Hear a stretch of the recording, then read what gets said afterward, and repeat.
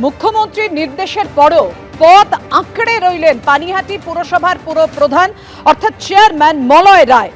মাঠ দখল বিতর্কে পানিহাটি পুরসভার চেয়ারম্যানের ইস্তফায় নাটকীয় মোড়। মুখ্যমন্ত্রীর নির্দেশের পর ইস্তফা, কিন্তু ফের উল্টো সুর পানিহাটির পুরপ্রধানের গলায়। রাতে ববির বাড়িতে গিয়ে অর্থাৎ ফিরহাদ হাকিমের বাড়িতে গিয়ে ইস্তফার চিঠি দেন, কিন্তু সকালেই ফের অবস্থান বদল। এখনই ইস্তফা নয়, পুরমন্ত্রীর মাধ্যমে চিঠি দিয়েছি মুখ্যমন্ত্রীকে, অপেক্ষায় রয়েছি। অমরাবতী মাঠ বিতর্কে ইস্তফার বদলে এখনো পদে থাকতে অনড় পুরপ্রধান মলয় রায়। পুরসভার মদতে প্রায় ৮৩ বিঘা জমিতে প্রমোটার রাজ। ক্ষুব্ধ মুখ্যমন্ত্রী মমতা বন্দ্যোপাধ্যায়। মুখ্যমন্ত্রীর নির্দেশের পরও পদ আঁকড়ে পানিহাটি পুরসভার চেয়ারম্যান। গতকাল ইস্তফা দিলেও আজ সকালে একেবারে উল্টো মোড়, নাটকীয় মোড় মলয় রায়ের অর্থাৎ পানিহাটি পুরসভার চেয়ারম্যানের। পানিহাটিতে মাঠ দখল বিতর্কে নাটকীয় মোড়। কথা বলবো, আমাদের সঙ্গে রয়েছেন আমাদের প্রতিনিধি সমীরণ পাল। সমীরণ, গতকাল মুখ্যমন্ত্রীর নির্দেশ পাওয়ার পরও মলয় রায় বলেছিলেন যে আমি ভেবে দেখছি, আমার বিরুদ্ধে চক্রান্ত করা হচ্ছে। তারপর তিনি ফিরহাদ হাকিমের সঙ্গে দেখা করেন, ইস্তফা দেন, কিন্তু আজকে হঠাৎই অবস্থান বদল কেন?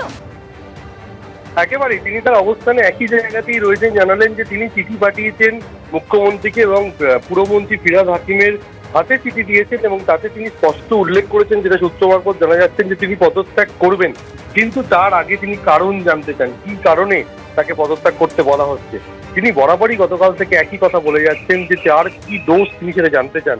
যে মাঠ নিয়ে বিতর্কের কথা বলা হচ্ছে যে অমরাবতী মাঠ, সেই অমরাবতী মাঠ নিয়ে প্রমোটিং বা অন্য যে বেআইনি নির্মাণ, এই সংক্রান্ত তিনি কিছুই জানেন না। স্বেচ্ছাসেবী সংগঠন তারা পুরসভাকে চিঠি দিয়ে জানিয়েছিল যে দখল মুক্ত করতে হবে, মাঠ পরিষ্কার করতে হবে। সেই মতো পুরসভার তরফ থেকে মাঠ পরিষ্কার করা হচ্ছিল। তিনি কোনো রকম বেআইনি নির্মাণে মদত দেননি, সরাসরি বলছেন। তার পাশাপাশি তিনি বলছেন যে তার বিরুদ্ধে চক্রান্ত করা হচ্ছে। দলেরই কিছু অংশ বিধায়ক, সাংসদ বা কিছু হওয়ার জন্য বা মুখ্যমন্ত্রীর কাছে ভালো সাজার জন্য তারা তার বিরুদ্ধে এই ধরনের মন্তব্য করেছেন। তার এই দল থেকে কিছু পাওয়ারও নেই, কিছু নেওয়ারও নেই। সেই কারণে তিনি এখনই পদত্যাগের সিদ্ধান্ত দিচ্ছেন না। তার মুখ্যমন্ত্রী এবং পুরমন্ত্রী ফিরহাদ হাকিমের থেকে যতক্ষণ না তিনি উত্তর পাচ্ছেন ততক্ষণ তিনি কোনো সিদ্ধান্ত নিচ্ছেন না। তিনি আজকে জানিয়েছেন রসিকতা করে সবে দুপুর হয়েছে, তিনি ভাত খেয়েছেন, এরপরে তিনি কি করবেন পরে সিদ্ধান্ত নেবেন। এবং যেটা দেখা গেল কিছুক্ষণ আগে তিনি পানিহাটি পুরসভাতে এসেছেন, সোমবারও এসেছিলেন, মঙ্গলবারও এসেছিলেন, আজকেও এলেন। অর্থাৎ শনিবার ফিরহাদ হাকিমের ফোন এবং তাকে পদত্যাগ করতে বলা হয়েছে মুখ্যমন্ত্রীর পরামর্শে।